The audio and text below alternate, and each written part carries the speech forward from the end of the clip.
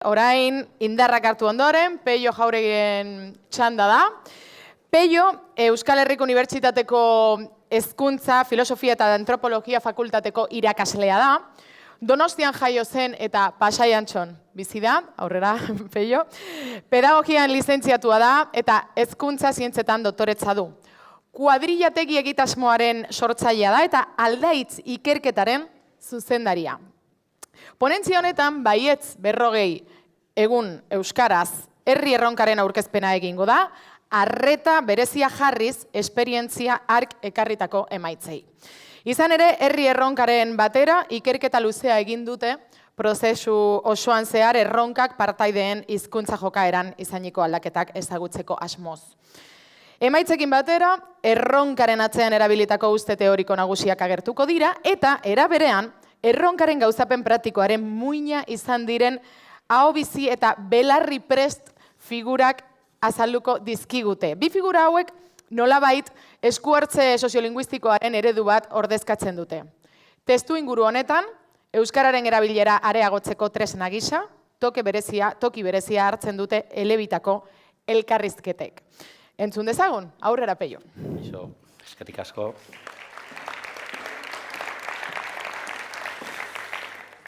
Eskerrik asko denoi. Saiatuko naiz laburrean, ezinbestean, aurrekoan aguraingoei gertatu zaie informazio pila daukate, eta dana ezin eman. Lortuko bagenu gaur, hemen zuei interes pixka bat sortzea, gero aukera izango zenukete, ponentzia irakurtzeko, eta baita ere beste toki batzutan datu guztiak patxadaz irakurtzeko. Zehazki, nik orain aurkeztuko dudan ikerketaren emaitzak ekaina aldean argitaratuko ditugu. Jakingo duzu, pixkat nun argitaratu den, horren berri pasako zaizue, eta orduan aukera izango duzu datu guztiak goitik bera aztertzeko. Beraz gaur, zehatuko naiz behintzat apunte batzuk besterik ez ematen.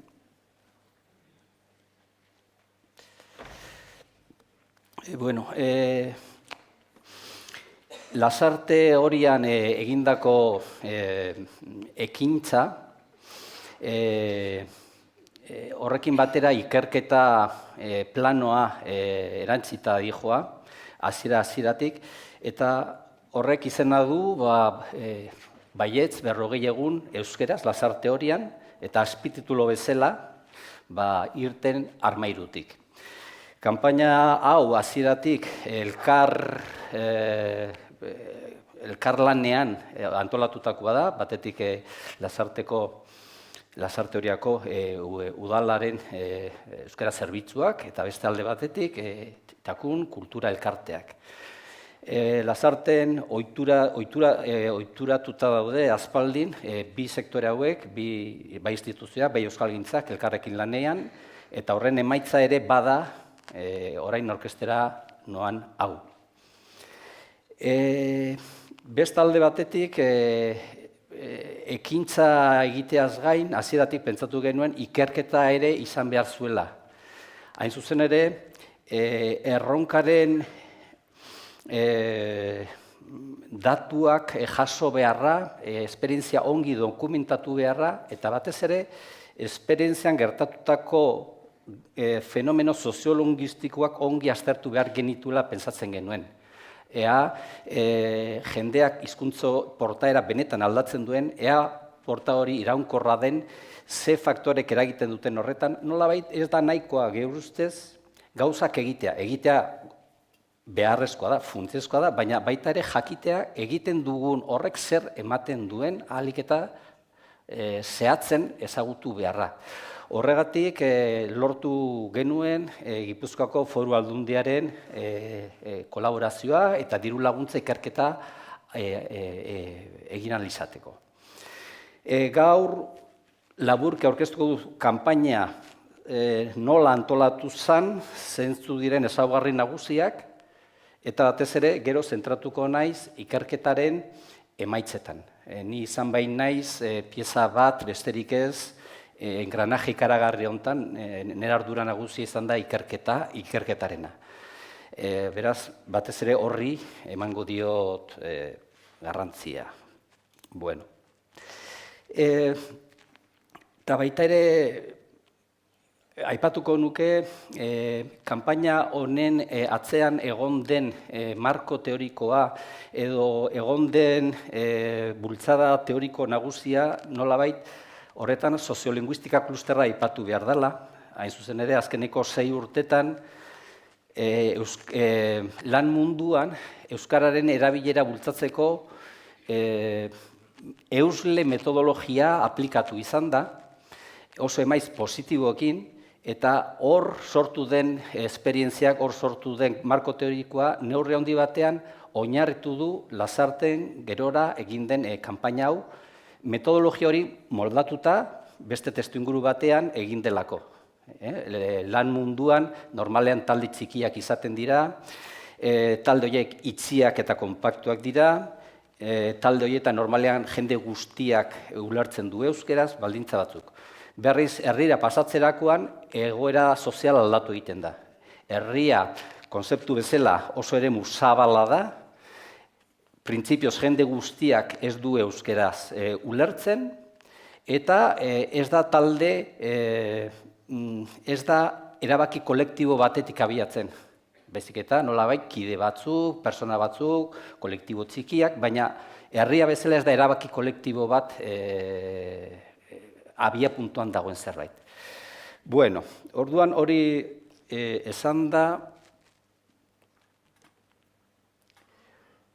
hemen daukazue egindakoaren grafikoki adierazitako idei bat egiteko. Hain zuzen ere, 40 eguneko erronka 6 astetan banatu zen, eta abia puntua zen euskararen maratoiaren bukaera, gehien jakingo duzue, baina bazpere inork ez badaki, 4 urtean behin Lasarte horian egiten den ekitaldi erraldoia da, 40 orduz euskera zentzuten da ogoltza batean eta herriko erakundeek, jendeak, partatzen du etengabe euskararen presentzia denen aurrean egoteko. Hor egoten da, 8 bat dinamizatzaile bezala, eta orduan kontestu horretan abiatu da armairutik irten erronka. Izan ere, euskararen maratoia prestatzeko hor zegoen mobilizazio sozial guztia hainbeste jende lanean, hori aprobetxatu da erronkaren berri transmititzeko, erronkaren sozializazio egiteko, erronkak eskatzen zituen protagonistak eskuratzeko, izugarrizko komunikazio kanpaina eginda, baina jende asko lanean ari zirelako euskararen maratoia prestatzeko. Maratoia bukatu eta orduan automatikoki segituan berehala abia puntua eman zitzaion 40 eguneko erronkari, esan bezala, astez aste, eta abenduaren 3an euskararen egunarekin bukatu egin zen. Diseinuan ideia orokorra zen, 6 astetan zehar, baldintza sozial batzuk prest eduki behar genituela,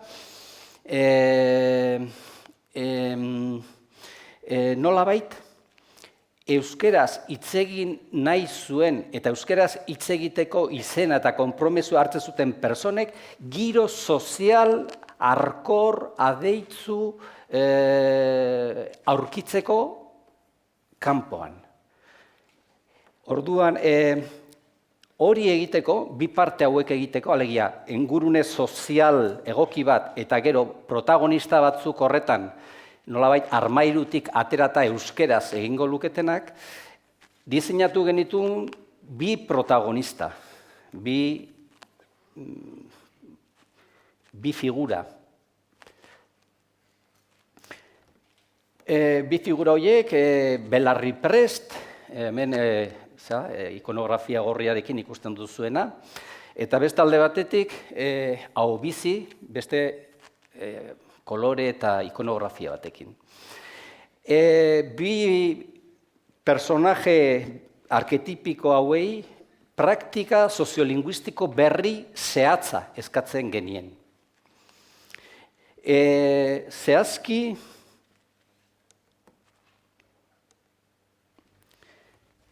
Belarriprest giza arituko ziren eta Belarriprest giza izena emango zuten personei eskatzen zitzaien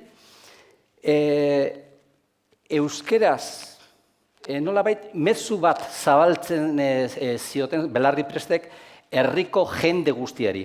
Eta da, euskeraz ulertzen dudanez, egidazu euskeraz. Naiz eta nik erderaz erantzun. Laburki hori da. Pertsona horrek bi gauza adierazten zituen. Lehenengoa, ulertu egiten dut. Eta bigarrena, ongi hartuko nuke zuk niri euskeraz egin ezkero. Ulertzen dudalako. Oain, naiz eta ulertu igual zailtasuna dauzkat euskeraz hitz egiteko. Euskera igual kamustua daukat, ez naiz gai sentitzen. Ez da arazorik, zuk erderaz egin dezakezu.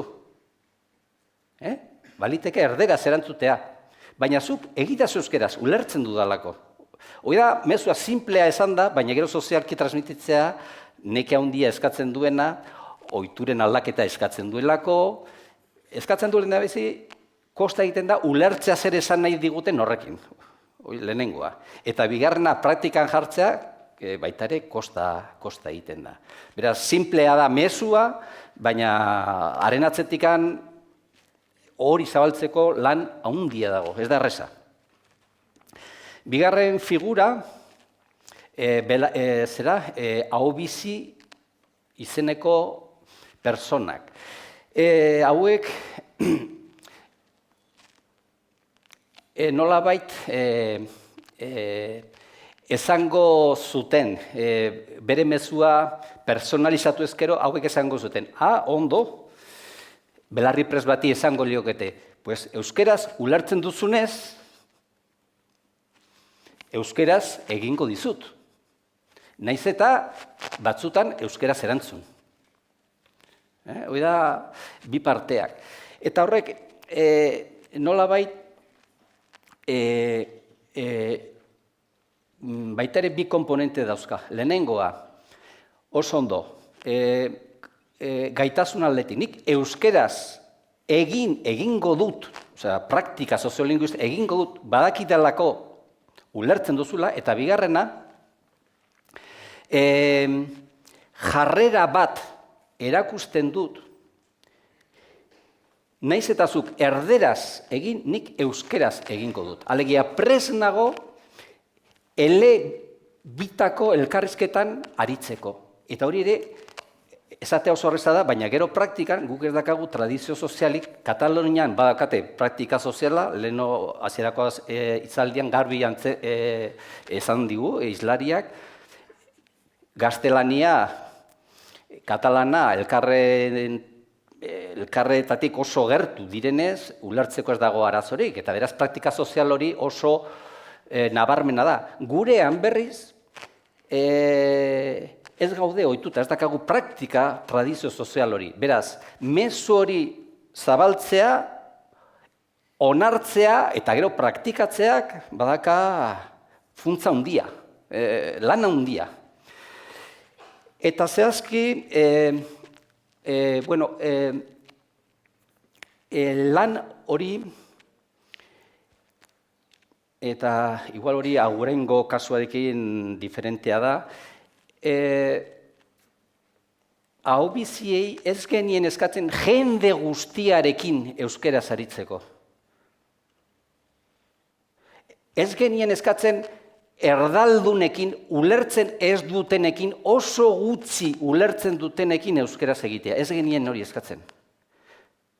Zergatik, zailtasun ikaragarria delako. Olako egoretan, elkarrizketak mantentzea kosta egiten delako, oso zaila da, saltoa. Guk zamurtu nahi genitun egoerak. Eta orduan planteatzen genuen, euskeraz, erronka, hau bizientzat, erronka zen, euskeraz ulertzen dutenekin bakarrik. ongi ulertu edo moldatzeko tarteko erdizka ulertzen dutenekin. Baina utzi erronkatik kanpo euskeraz ulertzen ez dutenak oso gutxi ulertzen dutenak. Eta erronka hori bi eremutan aplikatu behar zuten, hau bizi zeukaten astebeteko erronka, astebetez jokatu behar zuten horrela. Orduan, aste horretan horrela jokatu behar zuten batetik ezagunekin. Ezagunekin, hitz egiten ari gara, familia, lagunak, herriko ezagunak, lantokikoak. Ezagunak. Eremu ezagunetan harremanak ja ohiturazkoak dira. Denok badakigu aldamenean dakagun personak euskeraz dakien, euskeraz ulertzen duen, euskeraz hitz egin nahi duen, ez duen nahi, eta orduan normalean ingurune ezagunetan harremanak, hizkuntza harremanak ja finkatuta daude. Beraz, honek eskatzen zuen hizkuntz ohituren iraulketa, aldaketa persona jakinekin. Eta horretan, persona bakoitzak badaki nork ulertzen duen euskeraz eta norekin nik ez dudan euskeraz egiten naiz eta berak ulertu. Beraz, hori eremu ezaguna da eta hizkuntz ohituren aldaketa bete-betean gertatzen da. Eta bigarrenik, eskatzen zitzaien ez ezagunekin, jende arrotzarekin, lehenengo harremana, orduan lehen hitza euskeraz izatea, konprobatzeko ea persona ez ezagun horrek euskeraz ulertzen duen, ala ez duen ulertzen. Euskeraz lehenengo hitza egiterakoan jakin dezakegu ulertzen duen, ala ez duen ulertzen, segitzen duelako elkarrizketan. Eta orduan ulertu ezkero, orduan aplikatu egiten da norma. Persona arrotz horrek ez badu ulertzen, orduan ez da aplikatu behar guk eskatutako konpromisoa. Bueno. Honen atzetik ze uste teorikoak daude edo laburki? Bueno, lehenengoa taldetasuna. Hizkuntza ohiturak, hizkuntza jokaera ez da inoiz kontu individuala. Ez da bakarrik nere kontu. Beti hizkuntza jokara beti solasa da. Elkarrizketa da beti, elkarrizketa. Eta elkarrizketarako bi solaskide behar dira gutxienez. Biko harremana da talderik txikiena. Gero badaude talde handiagoak. Ni egon daiteke lauko talde batean, bilera batean izan daitezke 8, zail batean izan daitezke 15. Horiek guztiak taldeak dira, baina talderik txikiena bikotea da. Bikotea da. Orduan, guk pentsatu genuen gure lana modu errezenetik hastea, alegia talderik txikienetik. Eta behar genitun bi parte. Orduan, talde batean, nolabait behar ditugu ahobizi bat, belarri prest bat. Orduan, biko harremanak bi figura horiek ematen direnean, aukerak daude euskeraz hitz egiteko.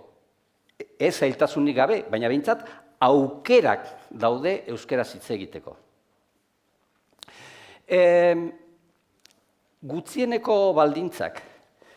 Bueno, bi parte behar baldin badira. Bueno, bigarrenera pasa aurretik. Batzutan euskaldungoaren aktibazioaz hitz egiten dugunean, joera daukagu beti euskaldunarekin edo euskeraz egingo duen personarekin hitz egiteko. Eta aktibazioa berea da. Hori da parte bat. Gu oso presente geneukan, eta ikusten denez aguraingoak ere bai, kolektibo den neurrian, mezuak bi partetara zabaldu behar dela. Bai, euskeraz aktiboki egingo duenari, baina baita ere intensitate eta garrantzi berberarekin atenditu behar da, eta antolatu behar da, eta dana egin behar da, justo hartzaile izango diren hoiekin. Hartzaile hoien jarrera ona erakutziz, ulertzeko gaitasuna agerian utziz, hori guztia aktibatu behar da. Gure ustez, hori gertatzen denean, alegia ingurunea aldekoa jarrera proaktibo hori duenean, orduan, segurazko euskaldunentzat, euskaraz egin nahi dutenentzat, hobe esan da. Asko zer errezagoa da, orduan benetan jardutea euskaraz. Beraz, enfoka izan behar du, bi partei begirako lan bat. Zeintzu dira gutxieneko baldintzak? Bueno, gutxieneko baldintzak talde batean, bikote batean, batek hitz egiteko prez egon behar du, baina biek ulertu behar dute. Biek ulertzen ez badute, hori zein dezakegu ulertu ze mailaraino ulertu. Esan dago, erdizka ulertu edo nahiko ongi ulertu, hori ematen ez bada ez da posible euskarazko komunikazioa. Horregatik, guk belarriprez figura aktibatu nahi izan dugu gurera ekartzeko ez bakarrik euskaldun eliebidunak, baizik eta euskaldun pasiboak. Poblazioaren oso zati importantea, gero eta importanteagoa da euskaldun pasiboena. Irakaskuntzak egin duen aportaziorik handienetarikoa da, izan da, esaten dugun euskararen ezagutza zabaldu da, batez ere zabaldu dana da ulermenarena. Toki askotan, Gipuzkoan behintzat, 25 urtetik berako jende danak ez, baina 10-tik, 9, 8 ulertzen dute ongi edo nahiko ongi. Beraz, hori baldin badago horrela, eta sektore hori adierazten badu gu prest gaude guri euskaraz egiteko, segurazko euskaldunak erazko zer errezago aktibatuko lirateke eta euskaraz egingo lukete, horrelako persona ugari identifikatuko balituzte bere ingurunetan. Beraz, horiek dira gutxieneko baldintzak. Hirugarrenik, klaro, gutxieneko baldintzak dira, eta horrek eskatzen du egoera inkomodo bat, eta egoera inkomodo da elebitako elkarrizketak ezinbestekoak izango direla, oso maiz gertatuko direla, eta ez gaude ohituta hortara, eta ohituta ez gaude neurrian, kontzienteki egin beharko dugu, ahalegin bat egin beharko da, prestakuntza bat egin beharko da, praktikatu beharko da, ohituratu beharko da, ulertu beharko da, hori da berezko zailtasun bat, baina, bueno, tresnak baditugu, moduak baditugu, baina hori dago presente. Baina azkeneko kontua da, hizkuntza simetriarako joera, hori da gure hipotesietako bat. Eta zein da, iruditzen zaigu joera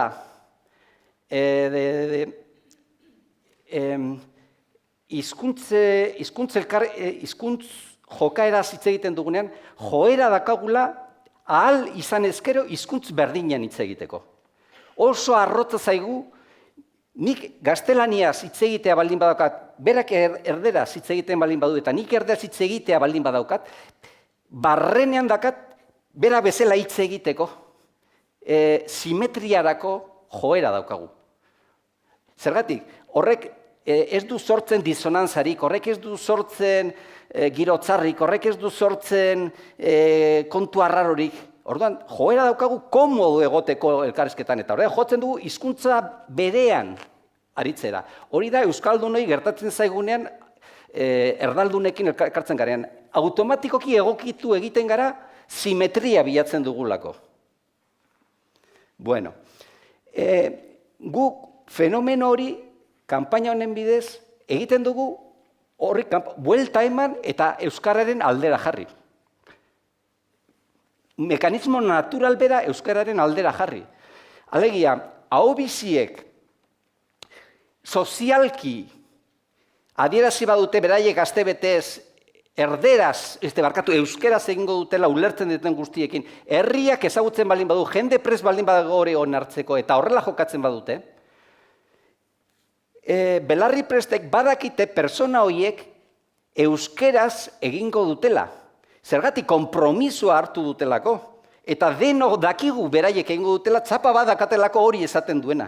Orduan, berak euskeraz egiten baldin badu kanpaina baten aitzakipean, eta ni belarripres bezala baldin banago, ulertzen baldin badut, eta hitz egiteko gaitasun nola baiteko baldin badakat, joera izango dut nik ere euskeraz egiteko. Eta Belarri Prestek ez du jokatuko kontzientziaz. Horretan ez nago ados, hasierako islariak esan duenarekin, berak esan du, habituak, ohiturak, hain dira sakonak, modu kontzientean aldatu behar direla. Alegin kontziente bat egin behar da aldatzeko. Ados nago, gutxi batzuk behar dutela kontzientzia, gutxi batzuk behar dute indarra, ze kontzientzia oso sustantzia txikia da, indarra handikoa baina txikia. Ezinezkoa da gizarte batean jende guztia kontzientzia edukitzea. Ezinezkoa da jende guztiak ahalegin ikaragarri egitea. Ezinezkoa da gure herrietan denek hau bizi bezala jokatzea. Ezinezkoa da. Baina batzuk beharrezkoak dira. Beharrezkoak dira. Eta horiek aktibatzen direnean, eta ingurunean jendeak Belarri Prest bezala baldin badaude, automatikoki egokituko dira. Joera izango da egokitzera. Jende gehienak egiten dugu, ohiturak aldatzen ditugu, egoerak besterik, ez dago besterik, orduan moldatu egiten zara egoera berrira. Beraz, kontzientzia behar dira hau biziak, baina Belarri Prestena da jarrera egokitzaile bat. Hainbesteko kontzientzia lana eskatzen ez duena. Eta da, bere burua ustea egoera horretan.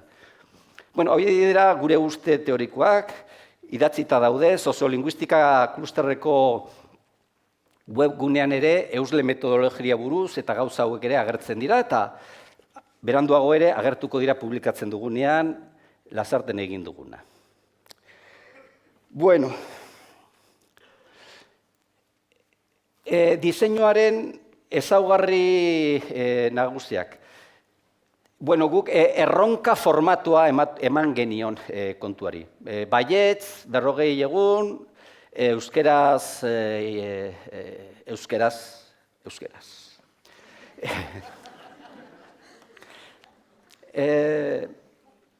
Erronka, kopuru handiak mugitzeko behar dira emozio sozialak. Guk personok ideien aurretik emozioak mugitzen gaituzte. Eta gero emozio horiek ideia bihurtzen ditugu. Baina idei utzen atzetik ez gara mugituko. Atzean ez badago emozioren bat horri eusten diona. Orduan, bueno, erronka puntu hori da emozio sozial bat, lortuko dugu. Hori oso euskaldunak kulturaki aktiboa gara. Aprobetxatu behar ditugu gure ezaugarri kulturalak kasu honetan euskaren alde jartzeko. Orduan, gu baliatu ginen erronka puntu horretaz. Bigarrena, protagonistek izena eman behar zuten, bai ahobizi bezala parte hartzeko, bai Belarri Prest bezala parte hartzeko, zergatik izena ematearena. Agurainen ere egin dute, ikusten denez. Gure ustez izena emateak seriotasuna ematen dio jardurari. Alegia, jendea ez da anonimotasunean gordetzen, baizik eta ez, nik neuk izena ematen dut, hemen nago, eta gaina jendeen aurrean agertuko dut. Zein den nire konpromisoa. Hau da nolabait, izena emateak ordezkatzen du herriarekin, nire inguruarekin, konpromiso sozial bat, kontratu moduko bat egiten dut. Eta agerian aplikatzerakoan nire buruari presio moduko bat ematen diot. Horien ez dakate ez biderik. Beste ez dut izenik ematen. Ze izen ematen baldin badut, eta txapa batekin baldin banoa, badaki jendeak zer eskatuko dian. Beraz, badago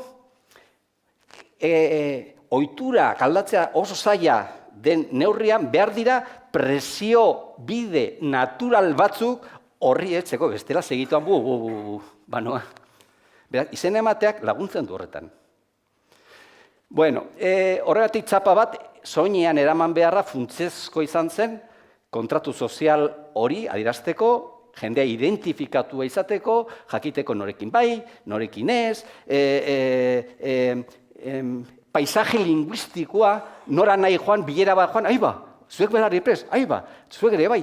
Orduan, paisaje linguistikoa oso importantea eta elemento grafikoek laguntzen dute ikaragarri horretan. Bestetik, 16 urtetik gorako personentzat antolatua da, nahita. Jende askoak esaten du, eta zergatik ez aurrek?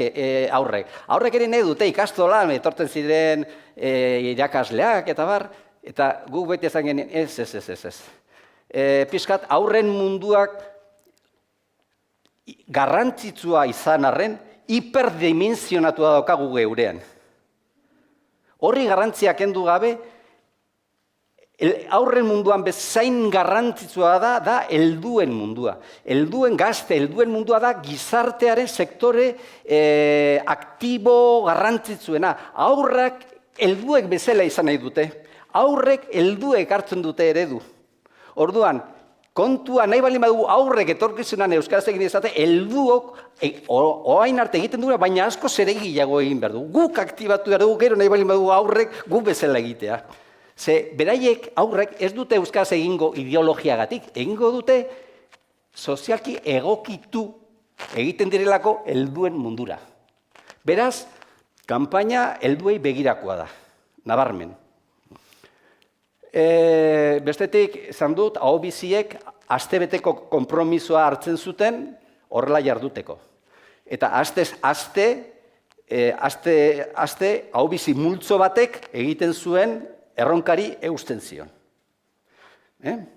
Eta gero, Belarri Prestek berriz, 6 astetan zehar, bere txapa soinean eraman behar zuten, eta adieraziz, bere konpromisoa nolabait eremu osoa, denbora osoa hartzen zuela.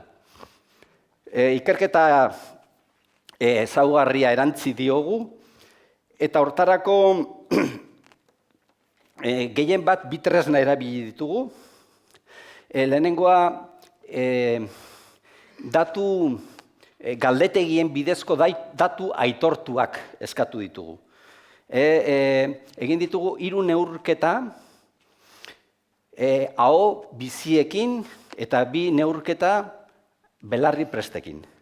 Eskema funtzean honako hau da. Aho biziek erronkari eutzi heldu aurretik galdetegi bat pasatzen genien, nun berak identifikatu behar zituen bere inguruan zeuzkan personak eta euskeraz ulertzen zutenak. Eta orduan adibidez, familian aipatu 5 persona euskeraz ulertzen dutenak, izen abizanarekin. Ama, aita, estea, lantokian 5, kuadrian 5. Eta orduan zerrenda hori izan da guk datuak biltzeko erabili dugun erreferentzi zehatza. Erronka bukatuta gero berriz pasatzen genien zerrenda hori eta galdetu. Oso ondo, eta aste honetan nola egin duzu pertsona horiekin? Bueno, eta kanpaina bukatu eta handik 3 hilabetara bat ere interbentziorik gabe gure galderaz eta mantendu alda zerbait.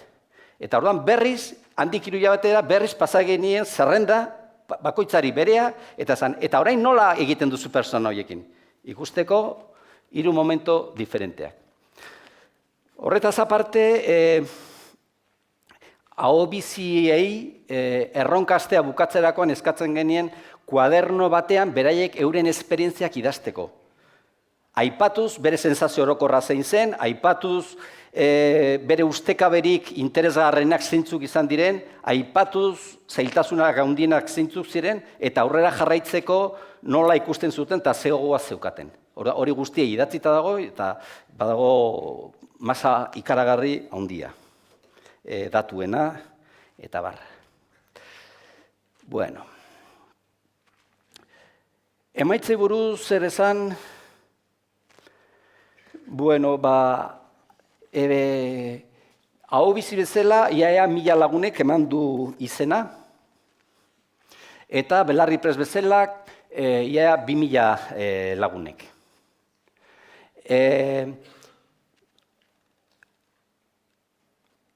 Azaldu behar da, hemen Belarri Prest, hau bizi bezala dauden 1000 lagun hauek, baita ere kontabilizatuta daudela Belarriprest hontan. Zergatik, ahobiziei eskatzen zitzaien astebetez euskeraz egiteko ulertzen zutenekin. Eta erronka aste hori bukatzerakoan gainerako asteetan beraiek defektuz Belarriprest bezala jokatu behar zuten. Beraz, hauek egiten zuten jokaera bikoitza. Euren astean egiten zuten ahobizi bezala eta gainerako asteetan jarraitzen zuten Belarriprest bezala. Bueno, beraz parte hartze handia. Hiru partaideetatik 2 emakumezkoak izan direla eta 1 gizonezkoak. Beraz, nagusitu egin da emakumezkoen parte hartzea. Ez dakit horrek irakurketa berezi duen, guk ez dugu egin orain arte. Adinari dagokionez, adin hontako multzotan banatzen da parte hartzea. Ikusten da, 16-30 urte tartea, 123, hori da txikiena. Bataz beste, media ingo bagenu, media da 40 urte. Perfila da 40 urteko emakume bat. Gazteen datua, igual, ze gazte gutxi, besteekin konparatuta. Bueno, hori ez da kezkatzeko, hor daude arrazoi demografikoak. Benetan, hartzen badugu errolda, gazteen kopurua txikiagoa da beste aditartekoa, baina ez da gazte parte gutxiago hartu dutela. Proporzionalki, partaidetza antzekoa da. Bueno. Emaitzak. Bueno, hemen ahobiziaren erabilerari buruzko datuak. Hemen dago erabilera bat erronka hasi aurretik. Erabilera bida, astebeteko erronka bukatuta gero, zer, nola jokatzen zuten. Eta erabilera 3 da, handik 3 hilabetera. Ja, dana bukatuta eta handik 3 hilabetera. Bueno, ikusten duzue, bataz beste, ahobizien erabilera altu samarra zen, 160, gutxi gara bera. Osea, igual batzuk egingo zuten euskeraz, beste batzuk eginez, hori guztia bataz beste eginda, ura zen, euren biko harremanetan erakusten zuten euskararen erabilera. Erronkaren ondorioz, ia 20 puntuko igoera ematen da, beraz ikusten da, astindu bat egin dela jendearen euskerazko jokaeran, eta ikaragarria dena batez ere eutzi egin zaiola neurri handi batean horri, osea, astebeteko praktika sozial batek gauzak astintzeaz gai iraun egiten dula, ez da gutxi. Ez da gutxi. Maitzak, nik uste dut, pozik egoteko modukoak direla alderdi horretan. Bueno, hau da datuak aurkezteko beste moduan. Guk ahobizien aurrez aurreko harremanak, biko harremanak neurtu ditugu. Bueno, pues hasieran, esaten zuten, 153 zirela ahobiziek nortzuekin zeukaten euskeraz egiteko ohitura. Zuek badakizu, ezta? Igual kuadrillan, 2 lagunekin badauzkazu egiteko ohitura eta beste 3 ez. Zenbat pertsonekin zeukaten euskeraz hitz egiteko ohitura? 153. Bueno, astebeteko erronkaren ondoren igotzen da, iaia 160 eta mantendu egiten da handik 3 hilabetera. Beraz, hori da irabazian nolabait hizkuntz ohiturak zenbat harremanetan eskuratu den. Bueno.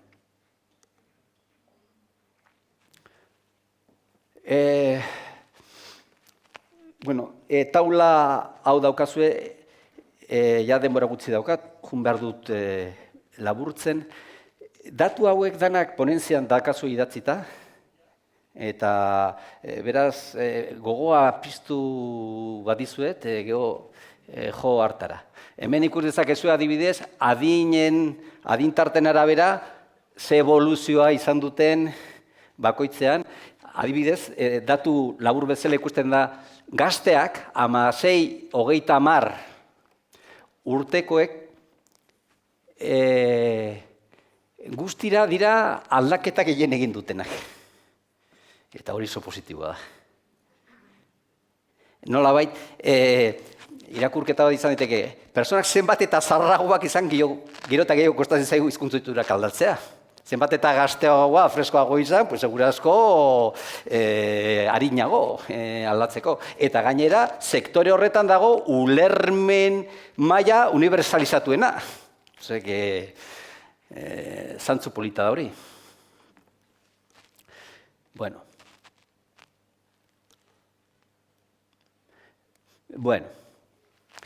Hemen, orain belarri prestei buruzko datu batzuk.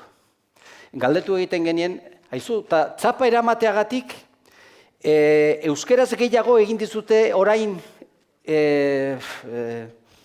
erronka garai honetan leheno baino, euskeraz txapa eramateagatik. Eta orduan, lehenengo neurketan, justo erronka, kasu honetan zen, erronka bukatu ondoren. Ikusten duzu oso kopura honditan, 10-tik 7, esaten zuten, gehiago edo askoz ere gehiago hitz egin dietela tarte horretan euskeraz, ohiko egoeretan baino. Beraz, jaso duten input askoz ere handitu zaie. Orain, gero bigarren neurketan, handik 3 hilabetera, jaisten da desente. Alegia, identifikazioa desagertu denean eta bar, haiei jende gutxiago hitz egiten die. Baina hala ere, gelditu den apurra ez da txikia.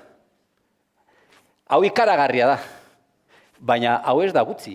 Hemen bataz beste da 10-tik 3,5, eta horiek dira irabazi berriak. Horiek askoz gehiago entzuten dute euskeraz leheno baino. Orduan,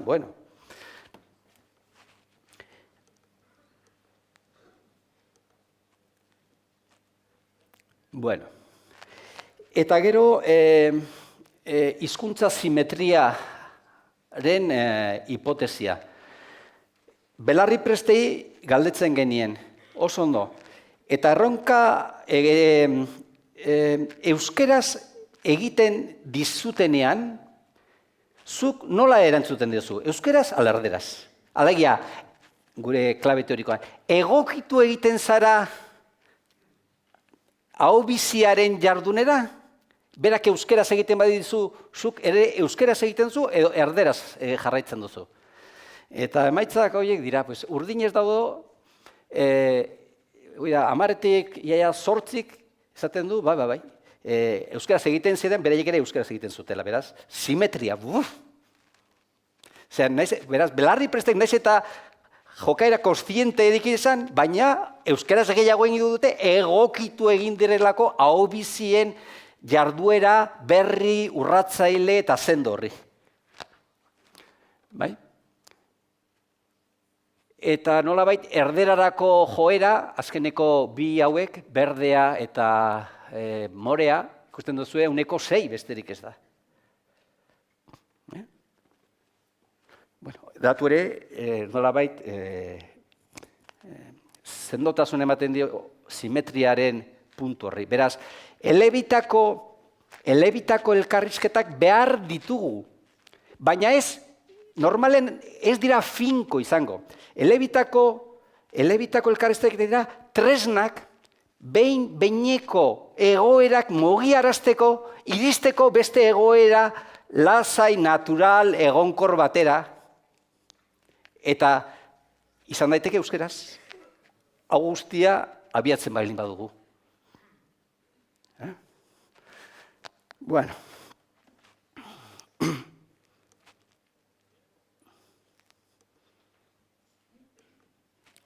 Bukatzeko ondorio batzuk. Ona gure hitzak baino gehiago ekarri ditugu protagonisten beraien hitzak. Beraiek ahaubiziek euren testigantzak ematerakoan esandako gauzak. Jende askok aipatu izan du konturatu aditza. Testigantza askotan. Konturatu naiz, uste nuen bai, baina konturatu naiz, uste nuen asko egiten nuela, baina konturatu naiz, uste nuen euskaraz asko egiten nuela, baina konturatu naiz, segituan pasatzen naizela gaztelania. Konturatu. Beraz, ikaskuntza sozialerako, jendeak konturatzeko zein den gure joka... Horretan ados nago hasierako hizlariarekin, habituak, ohiturak dira, inkonstientek egiten ditugun gauzak. Eta orduan, ez dakigu benetan, baina horrelako gauza batek behartzen zaituenean zure portaera aldatzera, orduan konturatzen zara, gauza pilota, ez nuen uste. Jende asko, modu masiboan konturatu da gauza askotaz bere portaerari buruz. Eta hori da, oso abia puntu ona, hain zuen ere aldaketak egiteko.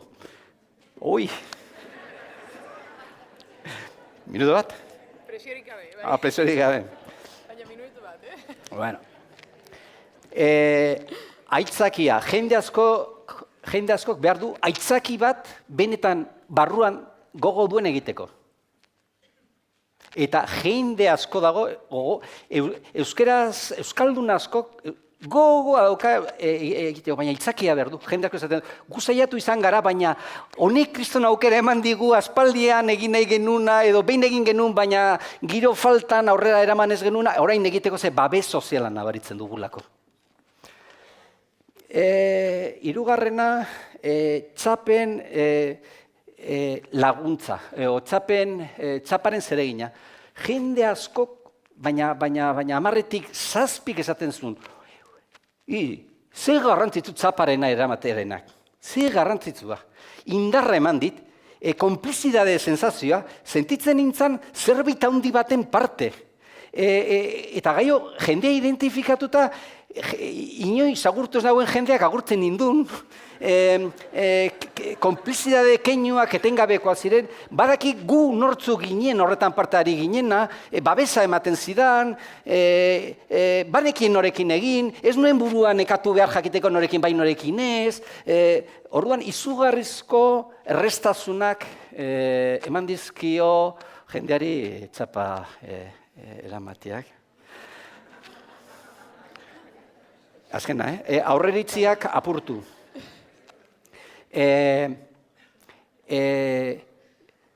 Jende askok esaten zuen, ez nekien horrek euskera zekienik. Izugarrizko sorpresa juna izalako dendetara, eta berak ere belarri presa eraman, eta ez nekien euskera zekienik. Eta orduan jendeak ustekabe ikaragarriak hartu ditu horrekin. Bapatean konturatu uste baina askoz ere jende gehiago dagoela euskaraz dakina, eta jende gehiagokin egin dezakela, eta horrek ere, ohitura batzuk apurtu ditu. Bueno, ya está. Amaitu? Bai. Bueno, oraindik ez, Bai.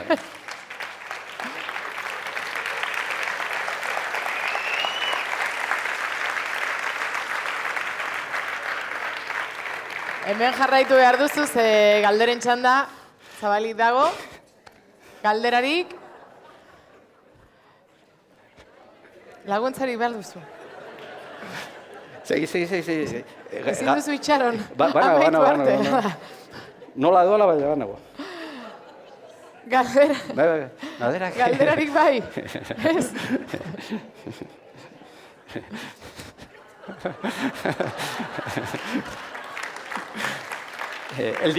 Lortu duzu azkenean. El directo. Bai, kendu dituzu? Bai, posten naiz. Bai, handago aldara bat.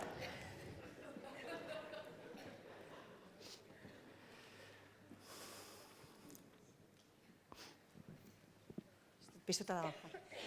Kaixo. Kaixo. Bai, hasieran eman dituzun kopuruak ikusita, nahi galdetuko horizuke, ia ikusten duzu gutxieneko euskal herri baten hau martxan jartzeko, gutxienezko euskaldun maila bat edo ulermen maila bat egotea. Esan nahi dut oso herri erdaldunetan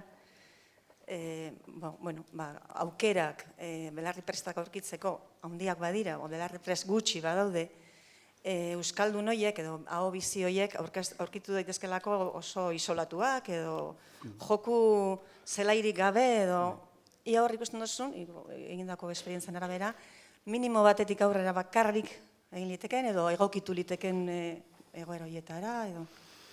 Bueno, hori esango nuke ikerketarako puntu badala zeinen kopuru minimoa. Adibidez lan munduan, konsideratzen dugu eremu bateko eguneko 20 izatea hau bizi, edo eusle, horrek kopuru horietan ikusten dugu ja emaitzak ematen direla. Hor gabiltza, eguneko 20. Oain, herri batera goazenean ezin dugu kopuru horiek aplikatu. Besteak beste, herria eremu zabala delako, batzuk dakite, beste batzuk ez dakite. Orduan, beste modu batez pentsatu hasi beharko genuke pentsatzen herrietan egin ezkero. Hala ere, zergatik erabaki da hemen talderik txikiena, alegia bikotea hartzea eta ez talde handiagoak. Pues hain zuzen ere, herri askotan horrelako jarduera bat egin daiteke aurrez aurreko batekin, baina ez talde handitan. Eta igual, herri erdaldunetan, nik igual nire kuadriako guztiekin ezin izango dut horrela jokatu, baina kuadriako 3 gure artean jokatu dezakegu horrela. Eta orduan honek, sistema honek biko harremanetan oinarritzean ematen zigun malgutasuna egoera askotan egokitzeko. Orduan hori izango litzateke kopuruarena ez dakigu, ez dakigu ze kopuru beharko genuke herri batean, benetan herri osoan saltu kualitatibo bat emateko, hori ez dakigu. Bakarri dakigu, honetan parte hartu duten gehienek, euren biko harremanetan aurreratu dutela. Baina biko harremanarena eta talde osoan edo erakunde osoan gertatzen ez da neurketa berbera. Beraz, minimoa ez dakigu, baina biko harremanek aukera ematen dute baita ere toki erdaldunetan, nahiz eta jende gutxi artean izan, berdin da. Baina, gure artean egingo du. Bai, beste bat daukagu handik. Gauzatxo batekin harritu naiz, esan duzu, hau biziak izan diala astebetez, hau bizi, eta gero, horiek pasa dirala belarri prest izatera. Eta ez dut oso ondo ulertzen zergatik eta nola egin duten hori, ze horiek euskalduna dira, badakite euskeraz. Orduan, belarri prest izatea pasatzen dira hau bizikin. Ez dut oso... Bale, zaiatuko nahi, hobeto esplikatzen. Belarri prest izateko ez da beharrezkoa zuk euskaraz hitz egiteko gaitasun edukitzea. Nahikoa da ulertzea. Oain, nik igual euskaraz ere hitz egiten dut, baina nire konpromiso maila da belarri prestena. Alegia, nik txapa eramango dut, eta nire euskaraz egiten badidate oso ongi, baina nik normalean, ikutsiko dut, euskaraz egiten dudan, ala ez dudan egiten. Beraz, belarri prest tipologia barruan, persona mota asko sartzen da. Hori da bere potentzialidadea. Eta horietako batu dira, adibidez, aho biziak. Aho bizik, aste betez, erronka hartu dute, euskaraz egiteko, euskaraz ulertzen duten guztiekin, oso ondo, bukatu dute erronka. Baina beraiek ere, hurrengo astetan, publikoki agertzen dira belarri prest bezala. Bero, euren jokaera naturalean egingo dute, igual jarraituko dute hau bizi bezala konportatzen, baina ja ez formalki. Baina formalki agertzen dira orain belarri prest taldearen multzoan. Ez dakit ondo esplikatu dudan? Bai. Beste galderarik, hemendik.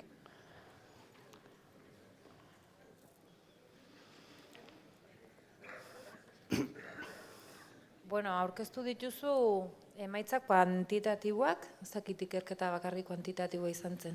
Niri zalantza gelditzen zait, erebitako elkarrizketa horietan eramaten eta eusten hain zailak diren horietan zer gertatzen den. Egitan eusten zaion, asimetriko izatetik simetrikoa, baina simetriko euskaraz izatera pasatzen diren egitan. Eta batez ere ja ikertu duzuen ahobiziek zer dioten, nola sentitu diren elkarrizketa horitan, eta baita belarri prestak ere. Batez ere nola sentitu diren, eta ze elementu zerk funtzionatzen duen egitan euskarazko elkarrizketa simetriko bihurtzeko. Orain ondorietan, ari nintzen euren hitzak azaltzen, ez du demorarik izan. Beraz, hor daude. Hala ere, datu kuantitatibotan ikusten da zuk galdetzen duzuna. Alegia, jakin gabe nola sentitu diren eta bar, emaitza jokaera ikusten egin dutela. Oain, efectivamente, datu kualitatiboak horren berri ematen digute. Eta hor denetatik aurkitzen duzu. Horre batzuk ez da, uste nuen oso zaila izango zela eta ez da hain zaila izan. Beste batzuk esaten dute, saiatu naiz, baina ezinezkoa dut. Eta beste batzuk, saiatu, oso zaila iruditu zai, baina saiatu nintzen eta gainditu dut. Emaitzak ikusita, alegia, hizkuntzoitura bati heltzen zaionean, hizkuntz jokaera bati, berri bati heltzen zaionean, ezin bestean da zailtasuna. Zailtasunerik ez badago, horrez benetan ez dago aldaketarik. Zer da ohitura baten aldaketa? Ohitura inkostientea izateaz gain da, gauzarik komoduena, errezena, pentsatu behar ez dudalako nola jokatu, automatikoki ateratzen zait. Oain, ezin dudanean egin beti bezala beste modu batez egiteko, orduan arrostasuna, gaizki, arraro, ezin bestean. Orduan denek aipatzen dute. Eta gehienek, ez denek, kopuru horietan, askok gainditu dute egon ezintasun hori. Esaten dute hitzetan, eta datuetan hemen ikusten da, ze bestela, ez lirateke datu horiek agertuko. Baina ezin dizut esan hitzak haienak, ez da? Baina eure sentimenduak hor daude. Oso materiala beratza dago. Oso, polita. Jendean nola deskribatzen dituen bere esperientziak eta nola gainditu. Gero daude gertakerak izugarri politeak. Bueno, en fin. Ezin da dana baten esan. Beste galdera bat daukazu. Epai egunon, begira, ez dakit, ni nago pixkatu, gehiago agian nabil hezkuntza munduan ez da, hor daude beti hor nabil ez, zaken gure umekin, agian 35 urte edo, egia da, gaur egun, bai bastidan, agurainen, oionen edo, handitugun umek bakitera euskaraz egiten. Eta gaztek ere bai, agian 17 urte arte, benetako erronka bat izango geno, edozein herritan, muga da hor, 18 urte eta 16 urte hemen asarten, ez dakit noraino, ez dakit, ez ote den baita ere, ez igual importantea ere, aurrak ere bai, eta ez dakit, kostientian edo, ez bada importanteena edo, besterik ez bada hori, haiek parte hartzen, jolasa bestela edo, euskalo, enola bestela, bada igual ez, igual importantea edo ez.